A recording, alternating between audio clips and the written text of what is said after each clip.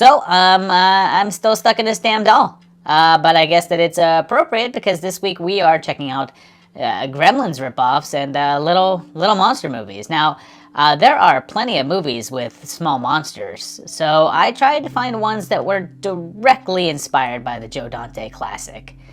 So you guys go check those out while I try to figure out how to get out of this thing. Does anyone happen to have an extra heart of Dumbala that they can send me? Number 10. The first entry here is pretty blatant with the title in terms of a remake and certainly how they marketed it, and it's 2017's Gremlin. Within the first 2 minutes, we've got a mini monster coming out of a box and attacking, and then we meet the troubled Thatcher family, who are given this mysterious box and are told to pass it along to someone that they love before the timer runs out. And shortly after, the Gremlin is unleashed. Seems like the box is counting down, and every once in a while it comes out to kill unless you give it to someone you love. And the family finds this out really early on, but then just makes every dumb decision possible. They don't go to the police, even though they could just prove it by showing them once the timer goes down, but instead, they keep it. They can't destroy it, and just continue to make all of the dumbest decisions possible until it's just absolutely, completely impossible to root for any of them anymore, and it just gets into darker and darker territory and progressively dumber as it goes on, moving at a snail's pace, and there's really not much in common with Gremlins. It's not as much fun, nor as interesting, nor does it have that film's roster of interesting characters. It just has a little monster they call a gremlin, and even at the ending, when it threatens to get interesting with a kaiju twist, it just kinda ends. It's really frustrating because it has a budget. Money went into this picture, and I remember it being marketed a bit when it came out, and it's just as dull as its creature design. Number 9. So yeah, I'm so sorry to do this to you, but it is essential that we talk about Things from 1989. This is how it starts. I said I wanted you to have my baby. I'd have your baby. Oh, coochie, coochie, coochie, coochie, coochie.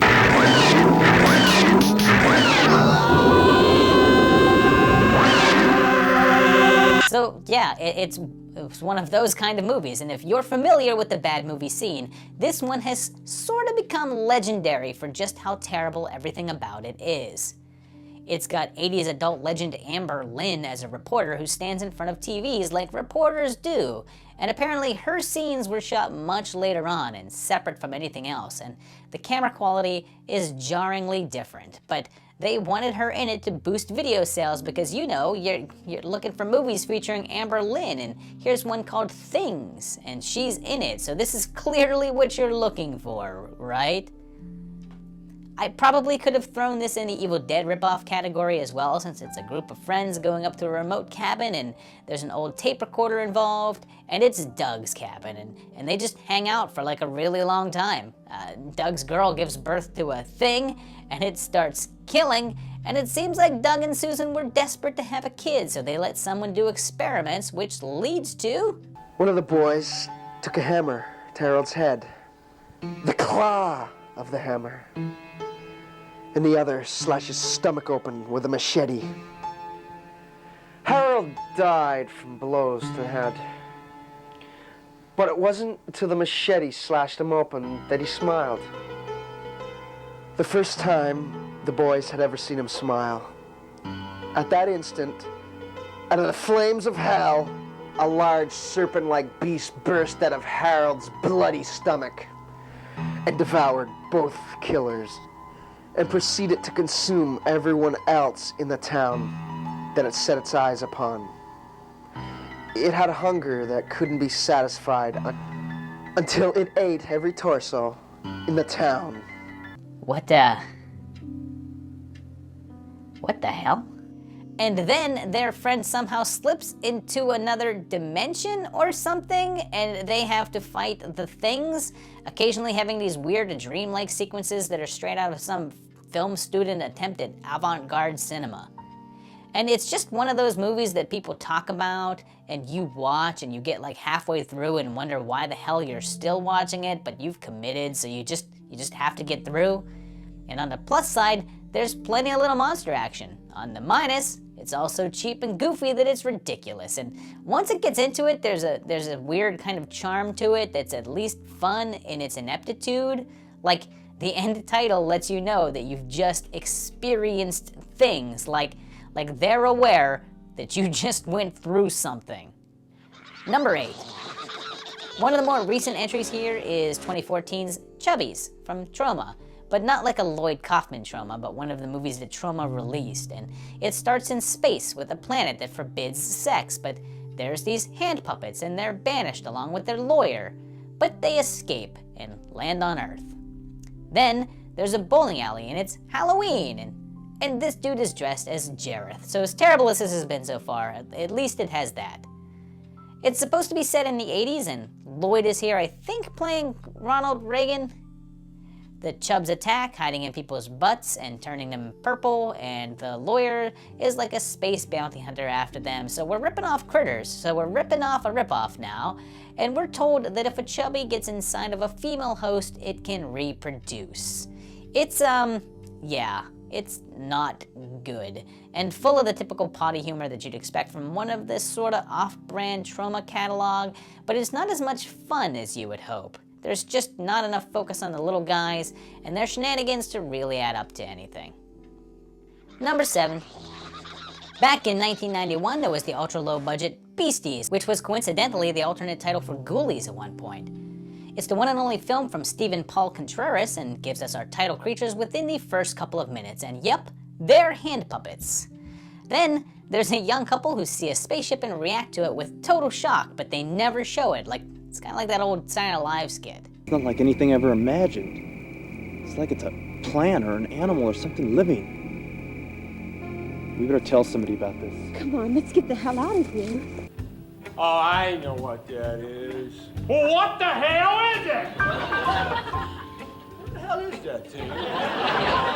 But then, wait, there's this punk occult gang that worship a dude named Osiris, and a dude named Nelson takes a beastie egg, and then there's just a long time before the little creatures have anything to do with anything. There's just this lengthy subplot featuring the gang kidnapping Nelson and his friends, and Osiris trying to enact some sort of prophecy. And weirdly, considering what I said earlier, the plot seems more like Ghoulies than Gremlins, with a focus on the dark magic stuff and the mini monsters being a peripheral element.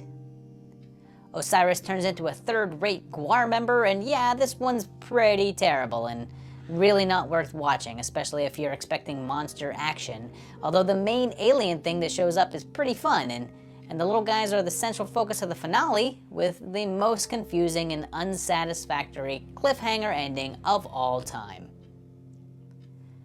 Number 6. The next one of the batch is 2016's GHASTLIES, and is directed by Brett Kelly, and why do I know that name? Oh yeah. Great.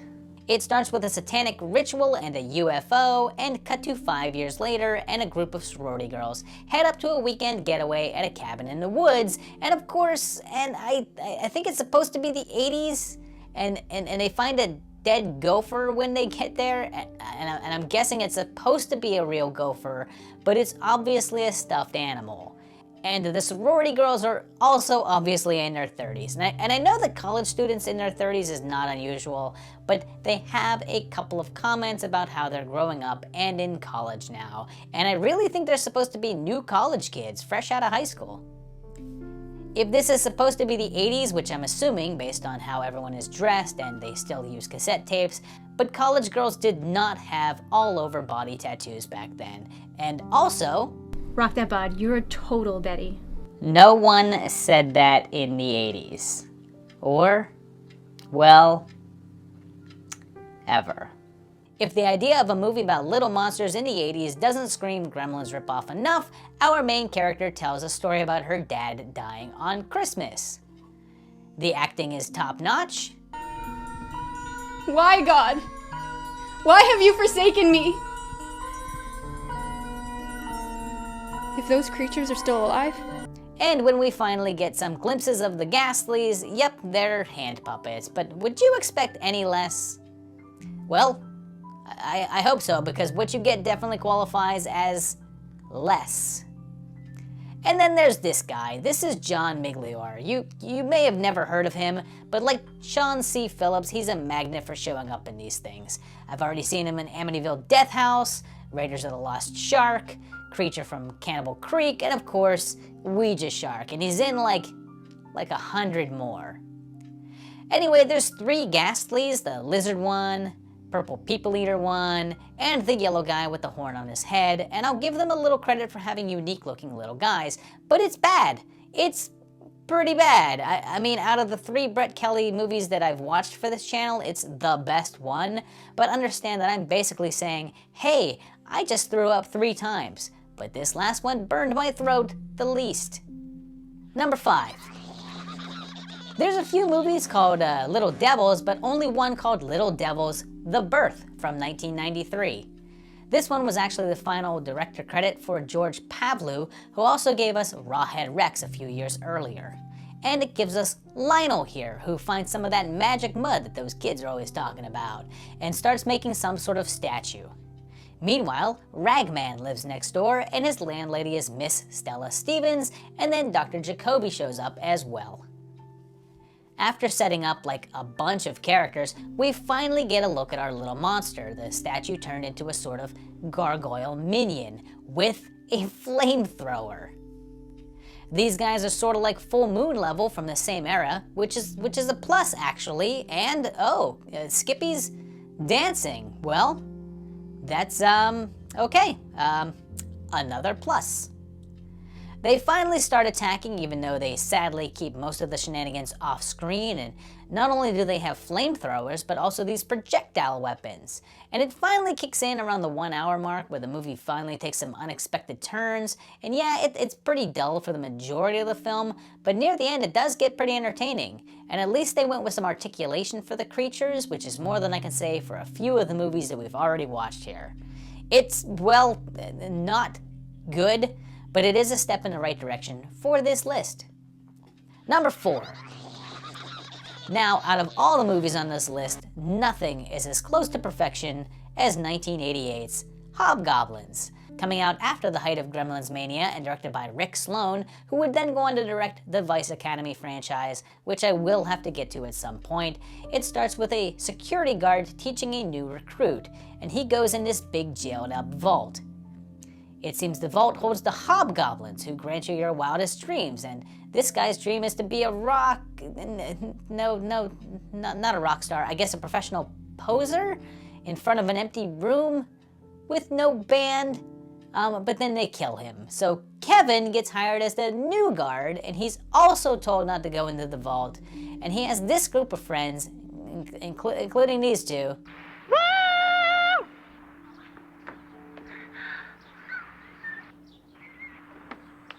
And then there's the scene that's probably the most well-known, the old rake fight.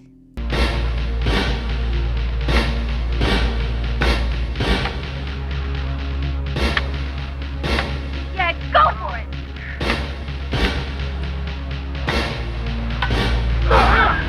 But then a thief leads to Kevin opening that damn vault, and the hobgoblins immediately escape. I'm not sure why they didn't do this in the earlier incident. The door was open for a while, but they chose to just, I guess, kill that guy instead. We see the hobgoblins, and they're just as magical as you would have hoped, and they're from space, and they give you your wildest fantasies, but then twist them and pervert them, and they're the opposite of Mogwai, I guess, because they're attracted to bright light, and coincidentally, they head straight to Kevin's friend's house before heading to Club Scum, where they encounter Dwayne Whitaker, and this guy, Darren Norris. This was one of his earliest jobs, but he soon went on to become one of the biggest voice actors in the business. Seriously, look at his IMDb. There's not a single cartoon the guy didn't work on. So if you see him, don't bother with any of that stuff. Ask him about hobgoblins. Of course, chaos erupts, leading to I guess, grenades, with Nick going up in a pretty decent full body burn. And oh, this grenade effect, she put it down his shirt. How did the explosion happen about 5 feet away from him? It all ends up back at the studio for a final showdown, and it's all pretty hilarious. MST3K pushed it into cult status, but it's a pretty silly watch on its own. And because of its newfound second life, a sequel ended up getting made in 2009 called Hobgoblins 2. Unfortunately, by this point, they were in on the joke and tried to imitate the most ridiculous parts of the original, only this time intentionally being bad, and as we know, that actually makes things worse. Number 3. Back in '87, there was the Munchies, which had this as a poster, which clearly was trying to cash in on Gremlins as much as possible, and in fact, was directed by Tina Hirsch, who didn't direct much at all, and was mostly an editor, and coincidentally edited, well, Gremlins. So we have Paul here, who's with his dad, Hedley Lamar, and they're in Peru, but this is a pretty famous filming site actually, and believe it or not, this is right in LA, and the Hollywood sign is literally right behind this hill. They find a Munchie in a cave, and Paul's girlfriend will appear again a little later in this list, and Corman actually plays a dual role as his own brother. They name the guy a Munchie because he likes to eat junk food and talks exactly like Gizmo, like repeating whatever it hears in a cutesy voice that subtracts Mandel and adds Frank freaking Welker. Are you gonna tell him about Arnold? Who? Arnold. Then there's this dude here who's played by John Stanford, who appeared in 2 movies that year, this and Full Metal Jacket. I wonder which one he's the most proud of. We finally get a good look at the guy, and he's a cool little puppet. Not bad. It looks different than presented on that box art where it looks more gremlin-y, but here it's like a Jawa outfit with crazy hair, but when it gets mad, it transforms and heals from damage. And oh, there's what appears to be Gizmo on the front of a magazine, so it's pretty clear what their intentions were. And if that wasn't clear, when the Munchie is chopped up into pieces, it multiplies into several copies of itself. Each one has a different voice, one of which is Dr. Claw, who was also voiced by Welker, and again, if that doesn't make things clear, they escape in an AMC Gremlin. They then just go on a series of shenanigans, causing chaos all around, doing E.T. parodies, meeting up with Robert Picardo, who would coincidentally also go on to face off against the Gremlins in Gremlins 2, and there's no way to pretend that this is any sort of a good movie, but it is an excessively entertaining movie that has Harvey freaking Korman in it playing 2 parts. That alone is worth the time you're gonna put in it. Plus, if you're talking about Gremlins ripoffs, like movies that were aware of what they were doing and holding a number of plot comparisons, this is the one. There were 2 sort of sequels that followed with Munchie and Munchie Strikes Back, but they were pretty unconnected kids movies that bore very little resemblance to this one. Number 2. Next, there's the strange case of 1985's Ghoulies. IMDb has it listed as being a film from 1984, but its actual theatrical release was January 18th, 1985, less than a year after Gremlins. It starts off with a satanic ritual and a child being rescued, then grows up to return to the estate of his dead father. Eraserhead is here, and Jonathan discovers this book on black magic. They have a big party with the Scott Thompson who's not a kid in the hall, and this guy who stole Pee-wee's bike, and Olivia Benson? And hey, why does everyone talk about Crispin Glover's Friday dance, and yet no one mentions this?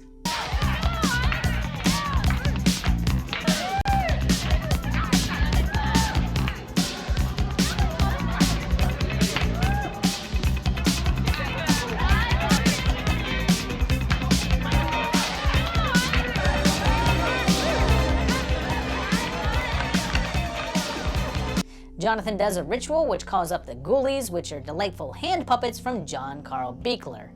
The interesting thing here is that the film was actually in production at the same time as Gremlins, being shot simultaneously. Given the speedy schedule of Charles Band films at the time, it's likely it could have been the first to the screen, but they ran out of money in the middle of the shoot and had to delay filming while securing additional funds, letting the Dante film get released first. Should be noted that Warner Brothers also sued them over the similarities, and that the little guys actually feature into very little of the story. It's mostly about Jonathan's descent into black magic, and also features a variety of other creatures, like Grizzle and Greedy Gut here, the reanimated corpse of his dead dad, Demon Tongue Woman, and, this thing. This terrifying, nightmare-inducing horror show that is like 5 times worse than the Poltergeist clown and yet gets no love. It's not perfect, like whoops, you're clearly showing the rod that controls the puppet here. But even with all the other chaos, the Ghoulies do get their fair share of the action, even giving us that famous cover shot. And it's pretty far from a straight Gremlins ripoff, even if it's rarely talked about without the comparison being made. If you watch it and get bummed out by how little the mini-monsters actually factor into it, check out Part 2, which is also a good watch, and features way more ghoulie action. There's also Parts 3 and 4, each one getting a little worse, with the 4th movie featuring no ghoulies at all, and instead bringing back Jonathan and the black magic element. Number 1. At number 1, what Gremlins knockoff list would be complete without mentioning 1986's Critters, probably the second most well-known Little Monster movie. And I want to state right off the bat that I don't really think that this movie is a ripoff in any way. It has a few random similarities to Gremlins, but for the most part they're superficial, and it's definitely its own thing, and that own thing is fantastic. We start with aliens called Krites escaping a space prison and a pair of faceless bounty hunters sent after them. Then there's a little country family featuring little Brad and his sister, who we just saw in Munchies, and his mom, who's also Elliot's mom. There's also a guy who hates cans, and, Lin Shaye? But this isn't a New Line film. How did she get this role? Oh. Slam Evil is here too, and the Krites land with the hunters in tow, and there's this great bit where they can take on the shape of someone that they see, and one of them just can't decide on a form, so he just keeps swapping faces. When you finally get a look at the critters, they're sort of familiar, but also pretty unique. They're little hand puppet porcupine things with quills that fire out.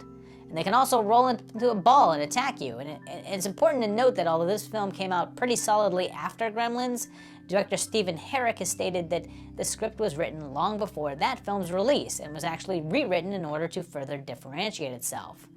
That being said, the script had been bouncing around for a while with no takers on actually making it, and it wasn't until Gremlins cemented the popularity of Little Monsters that it got the green light. So it may not have been directly inspired by that film. It's a sure bet that without the little Mogwai already existing, it might never have seen the light of day. I feel like I don't have to say much about this one because I'm assuming that you've seen it, and I'm also assuming that you knew it would be number 1 on this list, as it should be. Of course, there were multiple sequels to follow, including earlier roles for Leonardo DiCaprio and Angela Bassett, but none of them quite matched this film's level of fun and ingenuity. So yeah, if for some reason you haven't caught this one yet, make it your holiday present to yourself. I promise it's not a lump of coal. So there you have it. There's 10 movies that were in some way born from the success of Gremlins. But, you know, quite a few of these have gone on to their own sort of notoriety. And, you know, I can't do this anymore. I gotta do something. Maybe... Santa? Maybe a little Christmas miracle? No? Okay. Krampus? How about you?